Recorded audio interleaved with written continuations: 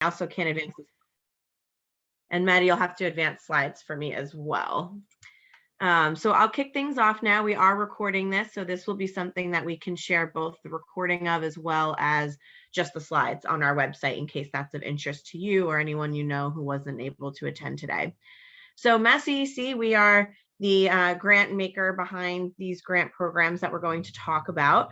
We are a quasi-state government agency with the mission to grow the state's clean energy industry while helping to meet the Commonwealth's clean energy, economic development, and climate goals. We try to tackle this in 3 ways. 1, by investing in programs that increase renewable energy adoption by residents, businesses, and communities. 2, by connecting employers, job seekers, students, communities, and investors to the clean energy industry. And 3, to help spur innovation through infrastructure, funding, and technology development support. Maddie, next slide.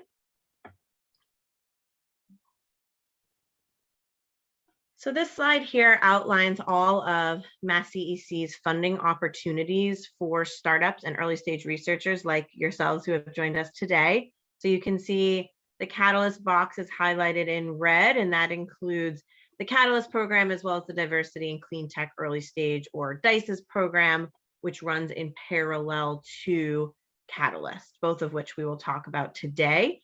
So the way this slide is oriented is the technology readiness level is across the x-axis. So if you're developing a more immature technology that's maybe just spun out of the lab, or still in that research prototyping phase, then you're in the right place here today with us talking about Catalyst and DICE's. That's the perfect sweet spot of these programs. But as you potentially advance your product beyond the Catalyst stage, there are other funding opportunities for you available at MassCEC. And we won't talk too much about any of these other boxes you see here in detail today, but just know that there are other opportunities, including grants that are similar to Catalyst for technology development called Amplify Mass and Innovate Mass. So Amplify Mass is the big limeish, greenish box in the background there. And Innovate Mass is the one in the middle on the right that straddles demonstration.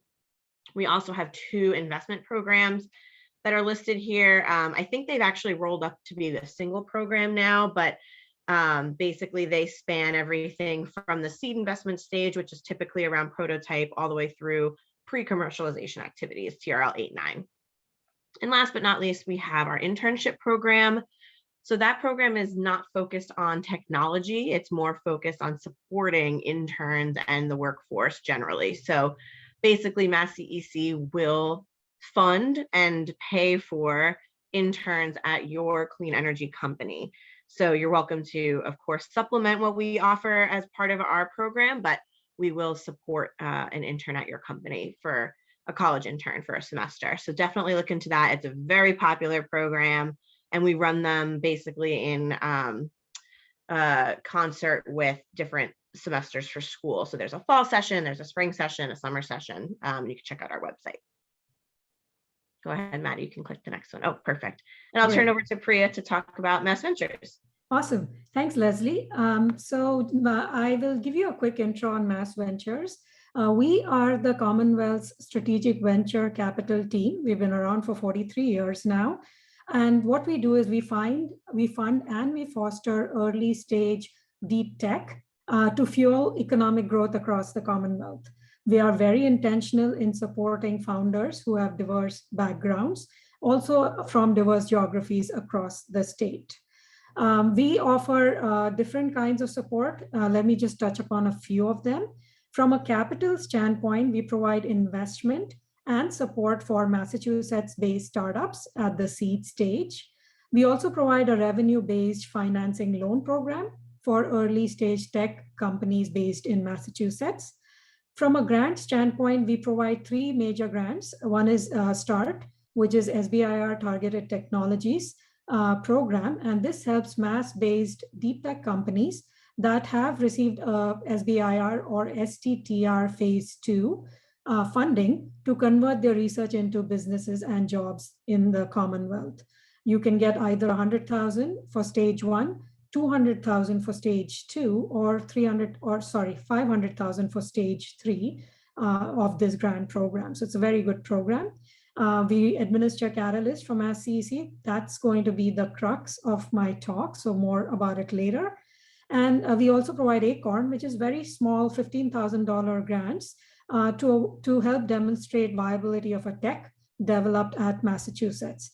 And from a technology acceleration standpoint, we have a matching program called MassVentures, where we match academic spinouts with vetted entrepreneurial champions to fill in gaps for founders who do not have a business network. We offer free and discounted services such as legal and others, and access to technology platforms for our portfolio companies through our partnership program. From a commercialization accelerator standpoint, this is a free online accelerator for first-time founders. There's lots of content here, which has been developed with experts on everything you need to know as a founder, such as great go-to-market, sales, and other topics that will help you succeed. We also are the technical consultant for MassCEC's Innovate Mass program. And this is primarily for post-grant management. And finally, we also run MARO, which is the Association of Massachusetts Tech Transfer Offices across all 34 research institutions. So next slide, Maddie. Now, Catalyst and DICES, these are great programs. There is some really wonderful news starting with this fall cohort. MassCEC has increased the grant funding for Catalyst and DICES to $75,000 for 1 year of prototype development. So if you are selected to pitch as a finalist after the written review, you get complimentary pitch coaching and business mentoring. You also gain access to a vast network of partners, expert insight into the clean energy policy environment in Massachusetts, as well as mentoring from MassCEC and MassVentures. So lots of great benefits from both of these terrific programs. Now let me turn it over to Leslie, who will go over DICES. Great, thank you, Priya. So DICES, as we mentioned at the top of the webinar, stands for Diversity in Clean Tech Early Stage. We use DICES as the acronym for short. DICES is under the same RFP or request for proposals. It's going through the same review process and in parallel with the Catalyst program. So you can certainly view them as one program in a sense. Basically, it's just a carve out that has certain grant dollars set aside for women and minority owned early stage companies to develop their prototypes and their proof of concept studies. So under the DICES carve out, there will be 2 grants allocated of up to $75,000 each. Again, you will receive that technical support from MassVentures and also from MassCEC. This program, as I mentioned, does run in parallel to Catalyst. So we run the programs twice per year. So it's open now through October 11th. But if you don't feel that maybe you're ready at this point in the year, you could certainly look to reapply for the spring session, which usually opens in January of every year. So in order to be eligible for DICES, you do need to be a woman or minority-owned Massachusetts-based startup company, and you need to be advancing a clean energy innovation prototype. So all applicants to the DICES program are subject to the same eligibility requirements and RFP processes that are outlined for the Catalyst program in the subsequent slides and in the RFP on our website, in addition to the eligibility requirements that I will now run through in the subsequent slides. So anyone who's interested in applying to DICES, so if you are a woman or minority-owned startup, the only additional step you need to do at the time of application or prior to applying is you'll need to complete the 30-second self-assessment that is part of the certification program for the Supplier Diversity Office of Massachusetts, or the SDO. So there's a link here. We will post these slides, but you could just Google it, Massachusetts Supplier Diversity Office self-assessment. It is literally 30 seconds. I have done it myself. It's just like 3 questions, and it spits out a kind of a quick assessment of what you could be eligible for. So next slide, please. This is an example of what that spit out screenshot would look like. So after you complete the 30-second assessment, it would say your company should apply for a woman business enterprise or a minority business enterprise certification. So it suggests, based on the answers to your question, the answers that you gave to the questions, what you should pursue as a full diverse founder business enterprise certification. So it's not actually certifying you. It's just saying you should and you could be eligible to apply for this. That's all you have to do. And that's all you need in order to apply to the DICE's program for MassCEC and MassVentures. So you would take a screenshot of this and attach it to your DICE's application and indicate that you are applying to the DICE's program when you apply online. Next slide, please. So if you're selected for an award, so this is after you've applied, weeks have gone by, you've been notified that you're going to pitch as a finalist, then you're notified that you are awarded. So if you get to that point that you are awarded as a DICE's applicant, MassCEC reserves the right to require an awardee to achieve that full certification. So to actually go forward with pursuing either a woman or minority owned certification through either the SDO or another certification body of your choice. We do not require it outrightly, but we just reserve the right. So meaning you need to maintain that eligibility. If you apply as a woman-owned business, then you should continue to be a woman-owned business throughout your DICE's grant process. And we might certainly want to follow up with you and say, we'd like you to pursue it, but we don't require it as part of the program. The reason I'm stressing this so much is because this actually is a change from previous rounds. So if you had looked at our RFP for the last year or so, or attended one of these webinars in the past, this may sound slightly different to you. We did used to require it at the time of award. However, we have changed that and we are now moving forward with grantees with their projects and not requiring it at the time of award. So of course, you're still welcome and encouraged to pursue these certifications, but it is not a requirement as part of our grant program in order for you to access the funds anymore.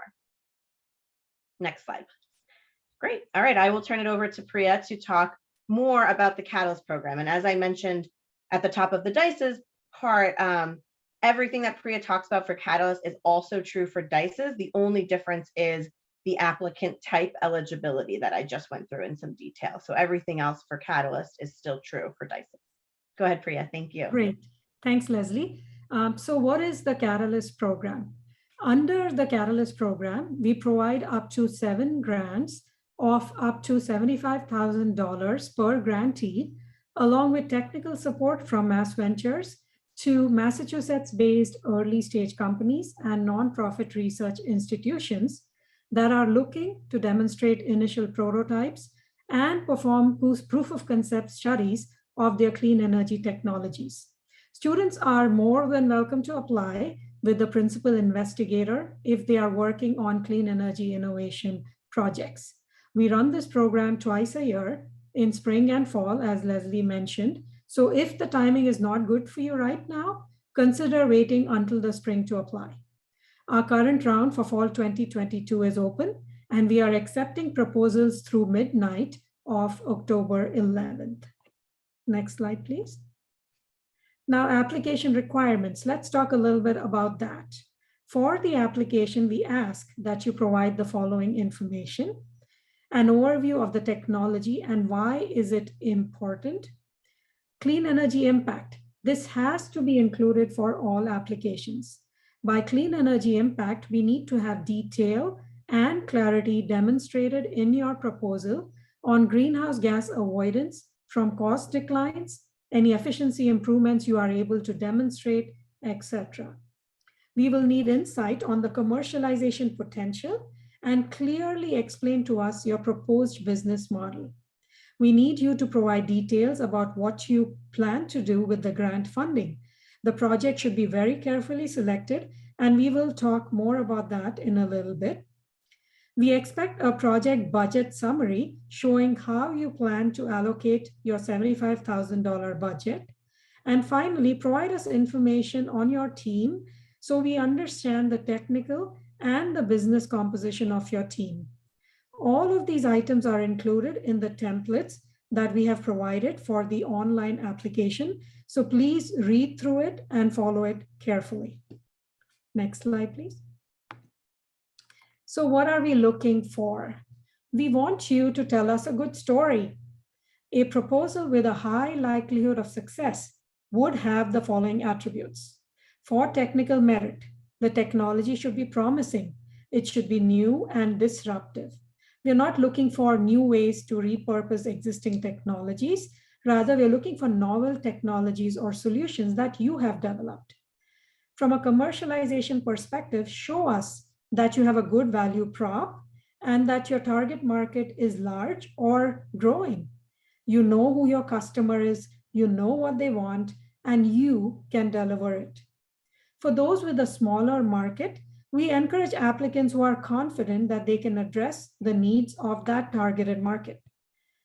Now, for the project plan, the project selected should be achievable within the timeline of a year and the budget constraints provided. And the results should be meaningful towards the next step of your commercialization plan. You should have a knowledgeable team who knows how to commercialize your technology. The technology also needs to fit our program. We are looking for technologies with clean energy impacts that can be measurable through the reduction of fossil fuel use. As mentioned in the RFP for this grant cycle, we are looking for proposals to have a particular emphasis on 4 primary focus areas. Building level energy usage. What we mean by that is impactful, resilient, and cost-effective electrification technologies and approaches to decarbonizing the building sector. Clean transportation. Show us cutting-edge clean transportation technologies that address the market barriers to electric vehicle deployment. Offshore wind. We are looking for you to project risk reduction, market confidence enhancement, and economic development that advance this new industry. An integration of carbon-free generation on the electric grid. Present us with technologies that enable a transition to an electric grid that can support the high penetration of intermittent renewable generation and electrification load needed to meet the Commonwealth's net zero goal by 2020. Now, while Catalyst or DICE's funding may be used to support prototype development of any technology or proposed business model that meets MassCEC's definition of clean energy technologies as defined in the RFP, particular emphasis will be placed on identifying projects in the focused areas, again, defined in the RFP. If a proposal does not fall under a focus area, it is encouraged that proposals include technologies with a significant impact potential outside of these areas. The evaluation criteria is further detailed in section 9 of the RFP. The criteria includes information on what reviewers will consider with regard to clean energy impact. The proposal you submit should also demonstrate a strong potential for follow-on funding. By this, we mean a likelihood of market entry for university projects and a likelihood of attracting private investments for startups. Next slide, please. What do we mean by prototype? A prototype is an initial model of something, especially a machine from which other forms are developed or replicated. It's not basic research. We are looking for an early stage design, development, and validation of your technology. You can test a concept or use it to evaluate your design. You are creating something, it's beyond ideation. We want to see a real working system or product, and you could also be generating data to validate that your invention works. Next slide, please. What do we mean by clean energy impact? Now I'm going to read this again because I think it's important. We use the definition as amended pursuant to Chapter 179 of the Acts of 2022, an act driving clean energy and offshore wind that defines this as advanced and applied technologies that significantly reduce or eliminate the use of energy from non-renewable sources, including but not limited to energy efficiency, demand response, energy conservation, or technologies powered in whole or in part by the sun, wind, water, geothermal energy, including networked geothermal and deep geothermal energy, hydrogen produced by non-fossil fuel sources and methods, alcohol, fuel cells, fusion energy, or other renewable, non-depletable, or recyclable fuel. To qualify, your technology must show a clear path to reducing greenhouse gas emissions. For example, reducing cost or improving performance of carbon-free generation, energy efficiency, and process energy reduction, as well as grid modernization for easier integration of renewables. And examples without a clean energy impact would be projects that improve the economics of using fossil fuels, projects that have minimal impact on reducing greenhouse gases compared to the status quo, water treatment technologies that have no substantial energy impact, and projects that reduce pollution and improve the environment but have no fossil fuel reduction. The projects in this last section will not have a likelihood of winning this grant. Next slide, please. Some application tips for all of you. We have looked over past applications and also looked at feedback from our reviewers. So we want to give you a couple of tips for a successful application. Technical merit. Your technology is proven, yet new and disruptive. Try to explain things in very simple layman's terms, in a clear and concise way. What is it that you are proposing? And if it is applied research, demonstrate that you are solving a problem and that it is not just basic research. Explain the specific application of your technology. Remember, you're not writing for an academic journal. If you cannot explain your end goal or that you are focused on solving a problem, the application will sound like it's general research and likely will not get funded. So try not to overuse acronyms, proofread your final copy. Remember, the proposal is the one thing that represents you, so make sure it's a clean, professional copy. The other thing I would mention here is, please feel free to include a picture or a diagram which would be useful for you to demonstrate what it is you're trying to accomplish. Commercialization potential. Market need exists, and the market is large and or growing. You demonstrate a strong value proposition. To receive a good score for your commercialization potential, you should show that you know who your customers are and what do they want.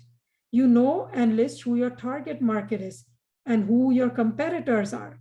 If you truly believe you have no competition, then maintaining the status quo is your competition. If your technology is protectable, mention any IP you may have. Discuss your business model and how you will commercialize your technology. If you have any letters of support, include them in the appendix. Don't be vague while discussing your market.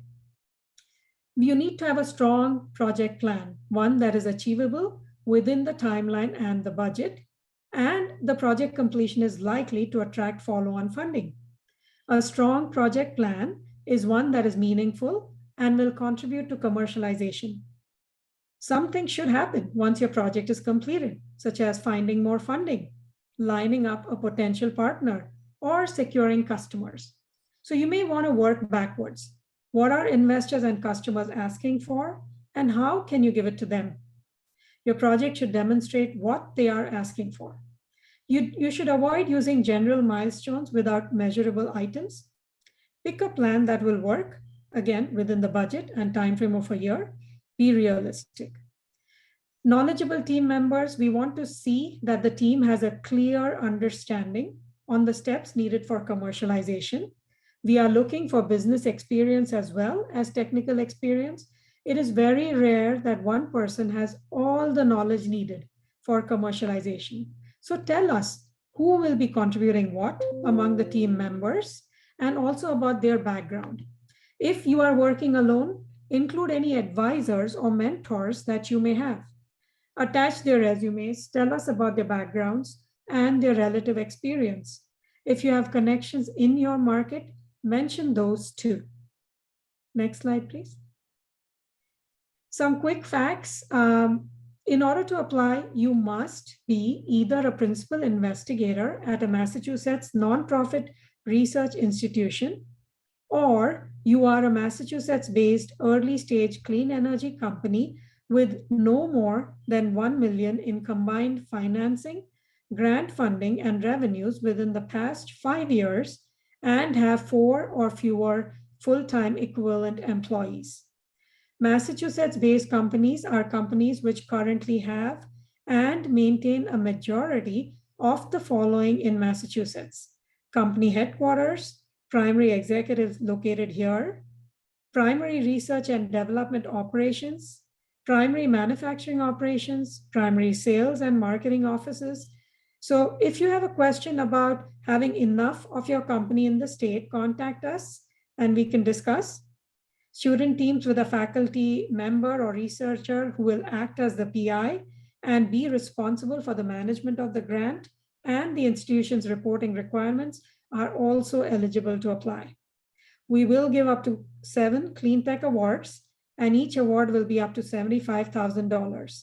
Again, follow the general laws of Massachusetts for clean energy. If you have questions about eligibility, please refer to the RFP and then contact us.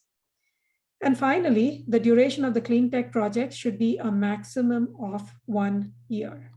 Next slide, please. We've had tons of success, and we just want to show you some of our recent grantees from the program. Let me pause here and let you take in some of the types of projects that have won Catalyst or DICE's grants recently.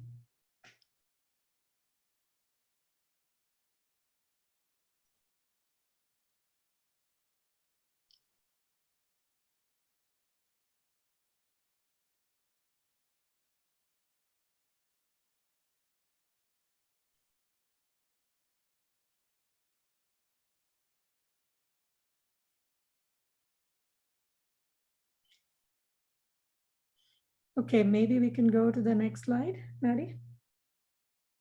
In terms of timeline and logistics, go to the MassVentures or the MassCEC website for the RFP and the online application portal link.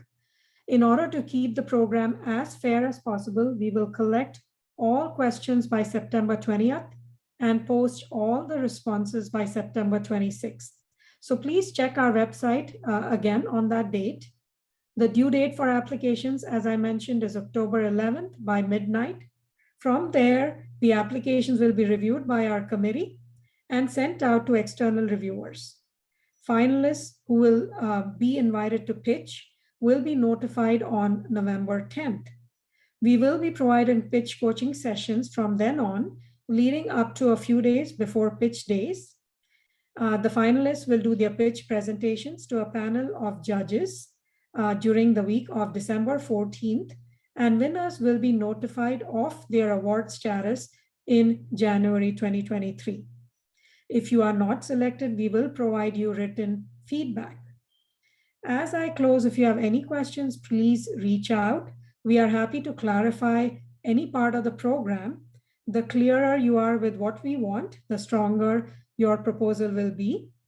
In closing, these are great programs, and a lot of our past grantees have done incredible things in terms of raising funds and commercialization of their technologies. So we really hope you will apply, and we look forward to reading your applications. Thank you very much. I think this is it for me. So I will now pass this on to Leslie or Maddie to close. Great. Yeah, exactly. So if there's anyone who has any questions, we've been answering them as we go, but please feel free to type them in the Q&A and we'll answer them live. So there were a couple of questions already, about the clean energy definition. So encourage you to read what is in the RFP as the definition. Also the legislature that is linked in the RFP, which is our enabling legislature that allows us to spend money on these types of products, defines it further. So if you're really interested, you can dig into that a little bit. which is linked in our RFP as well, but we put the key paragraph in the RFP for you all. So that was one question we got during the webinar, which was just clarifying that definition a bit. Some other questions we're getting right now are based on location of the company. So the only companies or research institutions that are eligible are Massachusetts based. So Priya had gone over a couple slides ago what we mean by that. So for a business, for a startup company, you have to have a majority of your business operations in Massachusetts. So you may have like one person who's doing marketing outside the state, but all other primary business functions need to be in Massachusetts, meaning like your headquarters, your R&D, other team members, things like that. So we do look at that in order to be eligible. Same for, other countries like Canada, I see a question about. So you do need to be based in Massachusetts. If you are an academic applicant, then obviously your university or college needs to be in Massachusetts, and that's a little cleaner. Is the program interested in lithium-ion battery diagnosis technologies? We don't have a particular one interest over another. As long as you're eligible based on that clean energy definition, then yes, you are eligible to apply. It's not necessarily any particular interest one way or the other outside of basic eligibility and the focus areas that Priya presented on. So there were 4 areas of increased focus, but those are not all inclusive or restrictive, meaning if you fall outside one of those focus areas, you're still welcome to apply. It's just that the focus areas are kind of the key points of the organization that we're looking at. And if you fall outside the focus areas, we just kind of put an increased burden and emphasis on the greenhouse gas impact of what is outside those focus areas. So the 4 focus areas, as a refresher, were clean transportation, buildings, technologies, net zero grid, and offshore wind. So lithium-ion batteries could fall into pretty much any of those categories, I think, depending on the utilization of the battery, whether it's transportation in a vehicle or, grid storage, utility scale storage, or residential storage. So yes, it's certainly eligible. So those are all the questions we've got so far, but please keep them coming if you have other questions.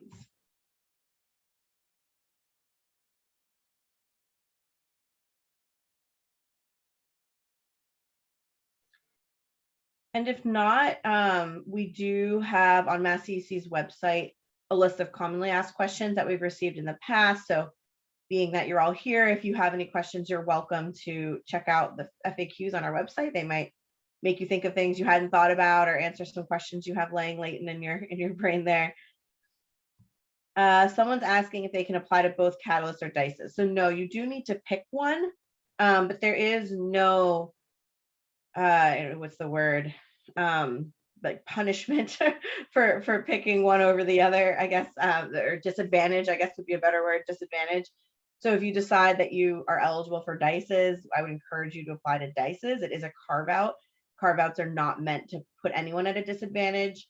If, we might end up shifting over to Catalyst or, whatever, depending on how many applicants we get, but there will never be any harm to you by applying to DICEs over Catalyst. In fact, it probably would only help you.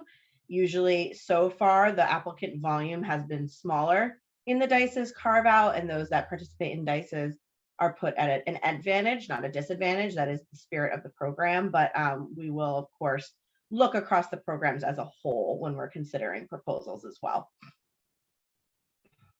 Yeah, so similar line of questioning, DICEs applicants are also considered for Catalyst. We do, and we have shifted folks between, depending on, how strong either of the programs are. So, for example, we had one round where we had a lot of really strong DICEs candidates, and so we gave out more DICEs grants. So, it's certainly possible, and you should apply to whichever one is applicable to you, and then, we'll look at the overall scoring and everything.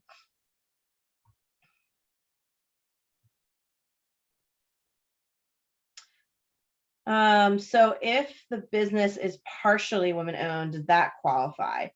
So what qualifies, you would have to go to the SDO, the Supplier Diversity Office of Massachusetts, and complete the self-assessment.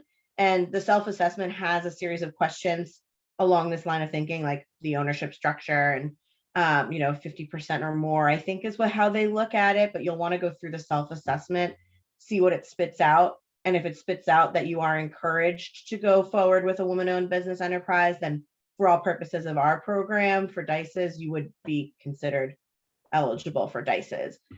We really just look at that self-assessment as far as eligibility for DICEs is concerned.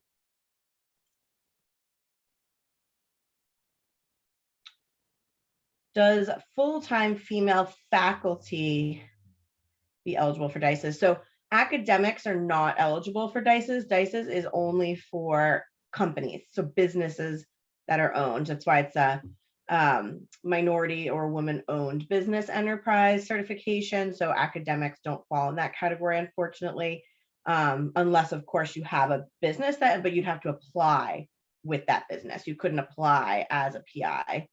And I know that is the case for some academics where you're, both working in university, but also have a spin-out company. So if you wanted to apply for DICEs, you'd have to apply as your spin-out company.